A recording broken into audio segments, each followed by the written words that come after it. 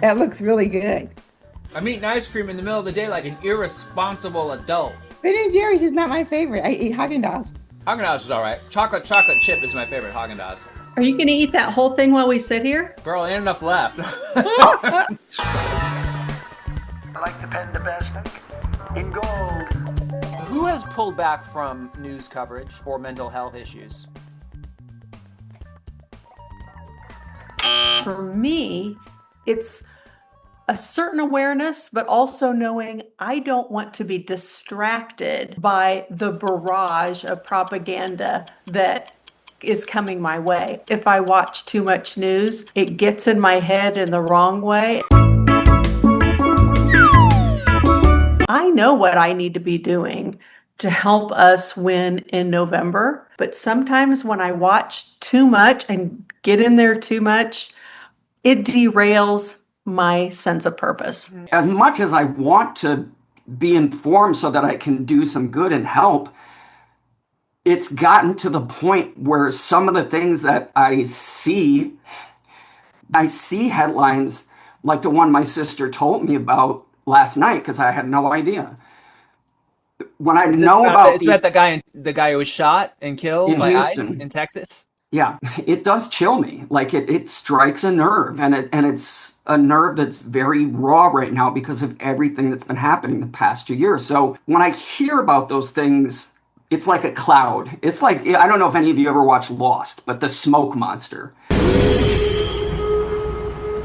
Like literally when I envision it, because I do meditate, and when I meditate and I envision it and I try and breathe it all out, it's like that. That's when I have to really shut those thoughts down, because I totally believe in the power and the concept of democracy and of people being able to make a difference. The problem for me is after I think of that, the cynical part of my brain, the smoke monster, says,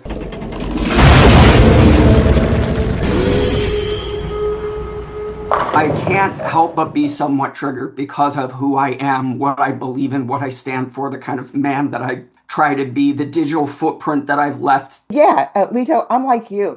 I'm scared. And so the other reason that I work is because I'm scared. I mean, I don't know what's going to happen to people who look like you and people who look like me. But all I know is what I say to my family when they say, why are you doing this? Is at the time my sister had to go into a nursing home, I remember my niece crying and said, this is why Aunt Fennell worked so hard, because of the all we had to go through to try to get my sister in there. And it's hard imagining that with the trillions of dollars taken out, 500 nursing homes across the country will potentially close. 300 hospitals will close. So if we do nothing, we can't expect anything different to happen. What has to happen is we just got to find a lane. You just got to find a lane. And then you feel good about doing the thing, whatever the thing is that you can do. I begin to understand why people zero in on his stupid state fair or the reflecting pool that is a fail.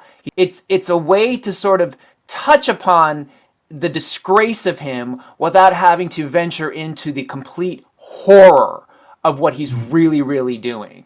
And I can't believe that he gets away with it. And so I end up feeling completely distressed and hopeless. So let me just say this to you guys. If you were following the news, there have been lots of Democratic victories across the country. That's true. A lot. There have been a lot of places where they are completely red and they are completely turned around. So there have been a lot of wins. So there is a lot of reasons to have optimism about what's going to happen in 2026. Yes, should we be worried about what kind of shenanigans they're going to pull?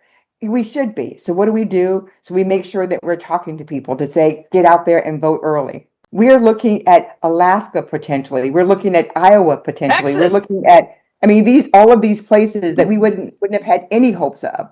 And so the point that I would make is if you do nothing, then how can you expect anything different? And do I get really distressed sometimes and thinking that what I'm doing doesn't matter? I do.